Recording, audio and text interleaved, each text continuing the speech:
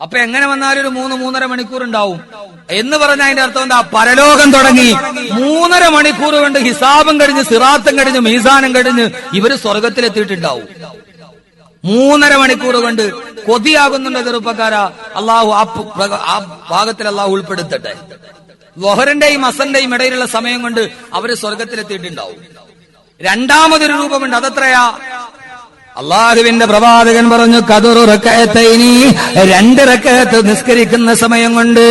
ഖദറു റകഅത്തൈനി, 2 റകഅത്ത് നിസ്കരിക്കുന്ന സമയം കൊണ്ട് അവര് സ്വർഗവും കടന്ന് അവര് സ്വർഗത്തിലെത്തിയിട്ടുണ്ടായിരിക്കുമെന്ന് നബി മുഹമ്മദ് മുസ്തഫ. ഇമാം തിർമിദി ഉദ്ധരിക്കുന്ന ഹദീസാണ്. സഹോദരങ്ങളെ, പരലോകം തുടങ്ങി എല്ലാവരും വെപ്രാളത്തിൽ കിടന്നോടുമ്പോ 2 റകഅത്ത് നിസ്കരിക്കുന്ന സമയം കൊണ്ട് ചിലര് സ്വർഗത്തിലെത്തും. അവരാരെന്നറിയുമോ? അവര് മറ്റാരുമല്ല, ശാബുൻ നസഫി ഇബാദത്തില്ലാ, അള്ളാന്റെ സ്മരണയിൽ ജീവിതം കഴിച്ചുകൂട്ടിയ യുവാക്കളും യുവതികളും. സമയം കിട്ടുമ്പോഴെല്ലാം ഖുർആൻ എടുത്തോതിയിട്ട് അള്ളാനെ കുറിച്ച് ചിന്തിച്ചവർ, അള്ളാനെ കുറിച്ച് പഠിച്ചവർ, അള്ളാഹുവിനെ കുറിച്ച് ചിന്തിച്ചിട്ട് കരഞ്ഞവർ. അവർക്ക് അല്ലാഹു നാളെ 2 റകഅത്ത് നിസ്കരിക്കുന്ന സമയം കൊണ്ട് അല്ലാഹു സ്വർഗത്തിലെത്തിക്കുമെന്ന് നബി മുഹമ്മദ് മുസ്തഫ. ആകണോ? അല്ലാഹു അക്കൂട്ടത്തിലാക്കട്ടെ. സമയം കുറച്ച് അള്ളാനെ കുറിച്ച് 24 മണിക്കൂറിന്റെ ഉള്ളില് അള്ളാനെ കുറിച്ച് ചിന്തിക്കേണ്ട പൊന്നു സഹോദരന്മാരെ ഇച്ചിരി സമയം കളയും. ഖുർആൻ ഒന്ന് പഠിക്കാൻ, ഖുർആൻ ഒന്ന് ചിന്തിക്കാൻ, ഖുർആനിനെ കുറിച്ച് ഓർക്കാൻ അല്ലാഹു തൗഫീക്ക് നൽകട്ടെ. മൂന്നാമതൊരു വിഭാഗമുണ്ട്. അവരാരാ? അതും കൂടെ പറഞ്ഞ് ഇൻഷാ അല്ലാഹ് ദുആ ചെയ്ത് നമുക്ക് പിരിയാം. മൂന്നാമത്തെ വിഭാഗം എന്താ? പരലോകം തുടങ്ങി ഇവര് നേരെ അങ്ങോട്ട് നടന്നു നിന്നിട്ട് നേരെ സ്വർഗത്തിന്റെ വാതിലിന്റെ മുമ്പിലെത്തും. പോയിട്ട് സ്വർഗത്തിന്റെ വാതിലിൽ മുട്ടും. ഇഫ്തഹു ഇഫ്തഹു ഇഫ്തഹു, വാതിൽ തുറക്കീൻ, വാതിൽ തുറക്കീൻ, വാതിൽ തുറക്കീൻ. സ്വർഗത്തിന്റെ വാതിലിൽ പോയിട്ട് ഇവര് നേരിട്ട് പോയിട്ട് മുട്ടും. ഏയ്, സ്വർഗത്തിന്റെ വാതിൽ തുറക്ക്. അപ്പൊ എന്ത് ചെയ്തു? നേരെ മഹിസ്സറ തുടങ്ങി. ഇവര് നേരെ അങ്ങോട്ട് കടന്നതിന് ഹിസാബില്ല, സിറാത്തില്ല, മീസാനില്ല, ഒന്നുമില്ല.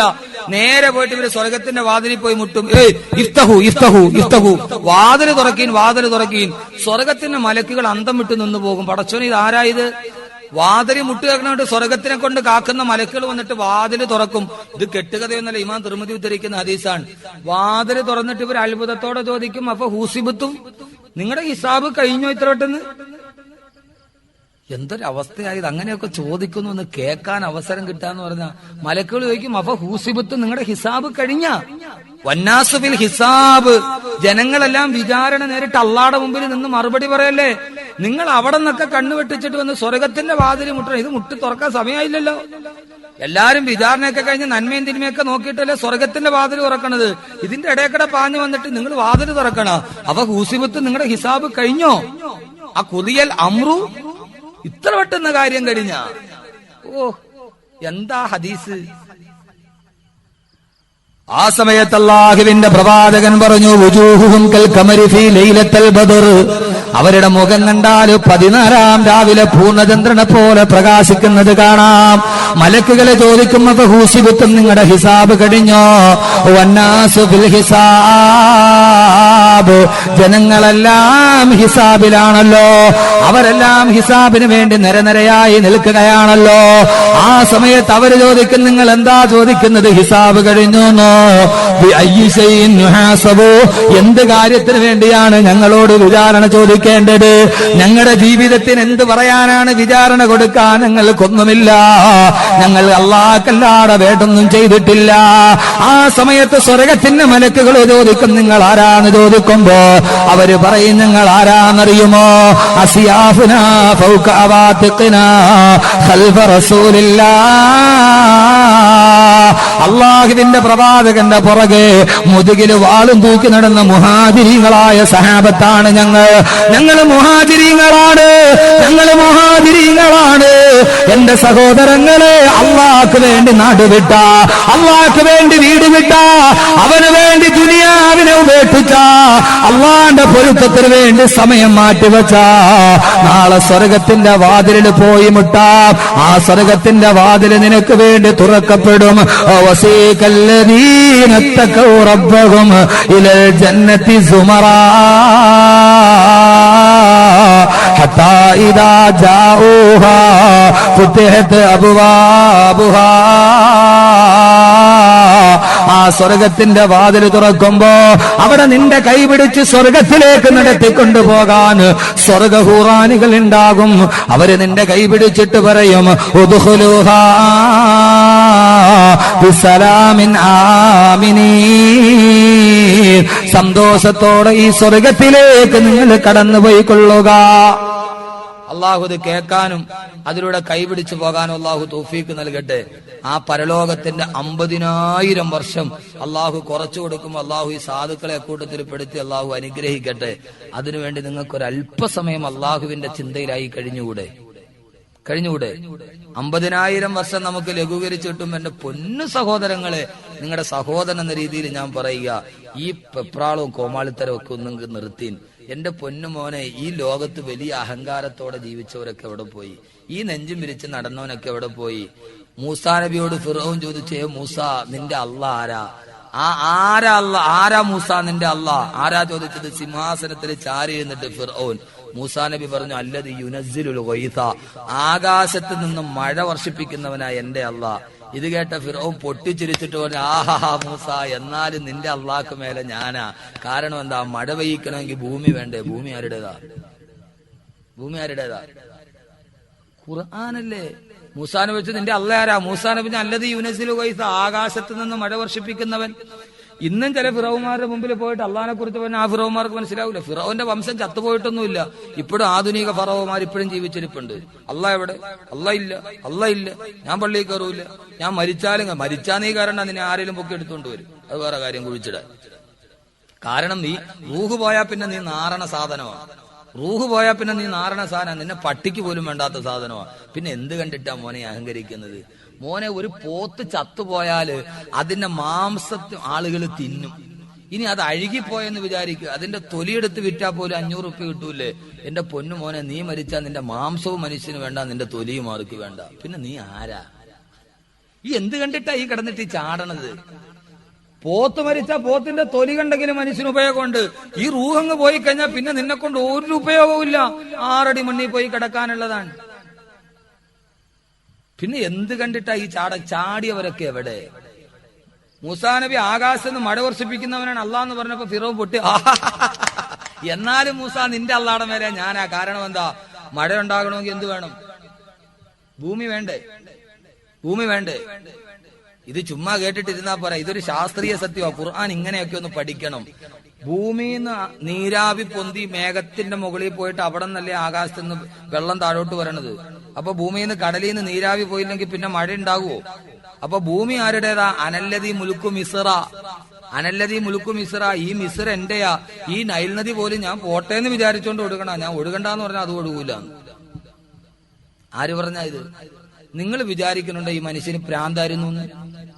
ആണോ? ഫിറൗന് ഭ്രാന്താണോ? അല്ല, അയാൾക്ക് അഹങ്കാരമായിരുന്നു. അംഗീകരിക്കാനുള്ള ഈ മനസ്സ്. ആ ഫിറൗൻ എവിടെ പോയി? ആ ഫിറൗനും ചത്തു.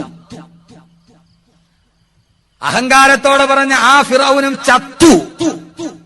പക്ഷേ അള്ളാഹു പറഞ്ഞു, ഫിറൗനും അവന്റെ മന്ത്രിമാരും ചത്തപ്പോ ആകാശവും കരഞ്ഞില്ല, ഭൂമിയും കരഞ്ഞില്ല. ഫിറൗൻ ചത്തപ്പോ ആകാശവും കരഞ്ഞില്ല, ഭൂമിയും കരഞ്ഞില്ല. പക്ഷെ നമ്മൾ മരിച്ചാൽ നമുക്ക് വേണ്ടി ആകാശം കരയണം, ഭൂമി കരയണം. അങ്ങനെ ജീവിക്കണം. അള്ളാഹു തൗഫീഖ് നൽകട്ടെ. അവനവൻ മരിക്കുമ്പോൾ ആകാശത്തെ കൊണ്ട് കരയിപ്പിക്കണം. അവനാണ് യഥാർത്ഥ മുത്തഖി. എന്റെ പൊന്നു സഹോദര, മരണ വീട്ടിലെ വിളി എന്താ? ഭാര്യ വിളിക്ക്, അള്ളാഹുവേ ഞാൻ തന്നെയായി പോയല്ലോ, അല്ലാ എന്നെ ഇനി നോക്കാൻ ആരുണ്ട് പടച്ചവനെ? 2 മക്കളെയും കെട്ടിപ്പിടിച്ച്, പൊന്നുമക്കളെ നിങ്ങളെ നോക്കാൻ ആരുമില്ലല്ലോ മക്കളെ, നിങ്ങൾ ഒറ്റയ്ക്കായി പോയല്ലോ മക്കളെ. വൃദ്ധരായ മാതാപിതാക്കൾ പറയും, ഞാൻ കുറ്റപ്പെടുത്തുകയല്ല, അള്ളാഹുവേ വയസ്സാകാലത്ത് എനിക്ക് ആകെയുള്ള അവൻ പോയല്ലോ, അള്ളാഹുവേ മുറുക്കാൻ മേടിക്കാനെ ആര് കാശ് തരും? പടച്ചു തമ്പുരാനെ, മരണ വീട്ടിൽ അള്ളാഹുവേ എന്റെ ഭർത്താവ് മരിച്ചു, ഇവൻ ഇനി കബറിൽ തന്നെയാണല്ലോ എന്ന് പറഞ്ഞ് കരയണ ഏതെങ്കിലും ഒരു കരച്ചിൽ നിങ്ങൾ മരണ വീട്ടിൽ കേട്ടിട്ടുണ്ടോ? ജീവിച്ചിരുന്നവരെ തനിച്ചാക്കിയിട്ട് ഇവൻ പോയി എന്നുള്ള വേവലാതിയല്ലേ? ഈ മരിച്ചുപോയവൻ ഇനി കബറിലാണ്. പടച്ചവനെ, എന്റെ ഭർത്താവ് ഇത്രയും നാളെന്റെ കിടപ്പറയിൽ കെട്ടിപ്പിടിച്ചു കിടന്നവൻ ഇനി അവൻ കബറിൽ ഏകനാണല്ലോ. അല്ലാഹുവേ, അവൻ ആര് കൂട്ടെന്നോർത്തിട്ടുള്ള കരച്ചിലില്ല. അതുകൊണ്ട് സഹോദരങ്ങളെ, നമ്മൾ മരിച്ചാൽ ആകാശം കരയണം, ഭൂമി കരയണം. ഫിറൗനും അവന്റെ മന്ത്രിമാരും മരിച്ചപ്പോൾ ചത്തപ്പോൾ ആകാശം കരഞ്ഞില്ല, ഭൂമി കരഞ്ഞില്ല. ഫമാ ബകത അലൈഹിമുസ് സമാഉ വൽ അർളു വമാ കാനൂ മുൻദരീൻ. ഈ ആയത്തിറങ്ങിയപ്പോൾ സഹാബക്കൾ ചോദിച്ചത്, എന്തോരായത്താണ് നബിയെ? ആരെങ്കിലും മരിച്ചാൽ ആകാശവും ഭൂമിയും കരയുമോ? അല്ലാഹുവിന്റെ റസൂൽ പറഞ്ഞു, ഹൽ തബ്കി സമാഉ വൽ അർളു അലാ മൗതി അഹദിൻ. ആരെങ്കിലും മരിച്ചാൽ ആകാശവും ഭൂമിയും കരയുമോ നബിയെ? ആ സമയത്ത് റസൂലുള്ള പറഞ്ഞു, അതെ, ഇദാ മാതൽ അബ്ദുസ് സാലിഹ്. ഒരു നല്ലവനായ മനുഷ്യൻ മരിച്ചു കഴിഞ്ഞാൽ അവന് വേണ്ടി ആകാശവും ഭൂമി പോലും കരയുമെന്ന് നബി മുഹമ്മദ് മുസ്തഫ. നബി മുഹമ്മദ് മുസ്തഫ. സഹോദരങ്ങളെ, കരയണം, ആകാശം കരയണം. നാളെ നീ മരിച്ചു വെള്ളത്തുണിയിൽ പൊതിഞ്ഞുമ്മറപ്പടിയിൽ കിടത്തുമ്പോ ചുറ്റും നിന്ന് ഭാര്യ കരയുകയാണ്, മക്കള് കരയുകയാണ്, നിനക്ക് വേണ്ടി എല്ലാവരും കരയുകയാണ്. ആ സമയത്ത് ആകാശം കരയണം, ഭൂമി കരയണം. ഈ ഭൂമിയിലെ പുൽക്കൊടി പോലും നിന്നെ ഓത്തിട്ട് കണ്ണുനീര് പിടിക്കണം. അല്ലാഹുവേ, അവൻ മരിച്ചുപോയല്ലോ, ഇനി അവന്റെ ഖുർആൻ ഓതുന്നത് കേൾക്കാൻ കഴിയില്ലല്ലോ. ആകാശം നിനക്ക് വേണ്ടി വിങ്ങിപ്പൊട്ടണം. ഭാര്യ കരയുന്നു, മക്കള് കരയുന്നു. ആ സമയത്ത് ചുറ്റും നിന്നുകൊണ്ട് ആയിരക്കണക്കിന് ആളുകൾ ആർത്തട്ടഹസിച്ച് കരയുമ്പോ, ആ സമയത്ത് വെള്ളത്തുണിയിൽ പൊതിഞ്ഞു കിടക്കുമ്പോൾ നിനക്കാണെങ്കിലോ ചിരിക്കാൻ കഴിയണം. ഭാര്യ കരയട്ടെ, മക്കള് കരയട്ടെ, ആകാശം കരയട്ടെ, ഭൂമി കരയട്ടെ, എല്ലാവരും നിന്നെ ഓത്ത് പൊട്ടിക്കരയുമ്പോ, പൊന്നുമോനെ, കിടക്കുമ്പോ മരിക്കുന്ന സമയത്ത് നീ കിടന്നിട്ട് ചിരിക്കണം. ജോ മർഗെ മുഅ്മിൻ ബാത്തു ഗോയം, ജോ മർഗെ മുഅ്മിൻ തബസ്സും വല്ലബവേസ്ത്. ഒരു യഥാർത്ഥ സത്യവിശ്വാസിയുടെ അടയാളം നിനക്ക് ഞാൻ പറഞ്ഞു തരട്ടെയോ? അവൻ മരിക്കുന്ന സമയത്ത് അവന്റെ ചുണ്ടില് പുഞ്ചിരി പൂത്തുലഞ്ഞു കിടക്കണം, പുഞ്ചിരി പൂത്തുലഞ്ഞു കിടക്കണം. മരിക്കുന്ന സമയത്ത് ചിരിക്കാൻ കഴിയണം. ആളുകൾ വന്നിട്ട് പറയണം മരിച്ചു കിടക്കാന്ന് പറയില്ല, അവൻ ചിരിച്ചോണ്ട് കിടക്കാന്ന് പറയുന്നത് കേൾക്കാൻ കഴിയണം. അല്ലാതെ നീ മരിക്കുമ്പോൾ ദുർഗന്ധം കാരണത്താൽ മലക്കുകൾ ഓടരുത്, ആകാശം കണ്ണടക്കരുത്. മരിക്കുമ്പോഴും സുഗന്ധമുണ്ടാകുമ്പണം. ജീവിക്കുമ്പോഴും സുഗന്ധം, മരിക്കുമ്പോഴും സുഗന്ധം, കബറിലും സുഗന്ധം, സ്വർഗത്തിലും സുഗന്ധം. ആ സുഗന്ധത്തിലൂടെ നടന്നു പോകാൻ കഴിയണം. അതുകൊണ്ട് എത്ര നാള് ജീവിച്ചു എന്നല്ല, എത്ര മനോഹരമായി ജീവിക്കാൻ കഴിഞ്ഞു എന്നതിലാണ് കാര്യം. ജീവിക്കുന്നിടത്തോളം കാലം സുഗന്ധം പടർത്തുക. അടുത്ത് നിൽക്കുന്നവൻ നിന്നെ കണ്ടാൽ സുഗന്ധം ആസ്വദിക്കുന്നവനായി മാറുക. അല്ലാഹു തൗഫീഖ് നൽകട്ടെ, അല്ലാഹു തൗഫീഖ് നൽകട്ടെ, തൗഫീഖ് നൽകട്ടെ, തൗഫീഖ് നൽകട്ടെ, തൗഫീഖ് നൽകട്ടെ.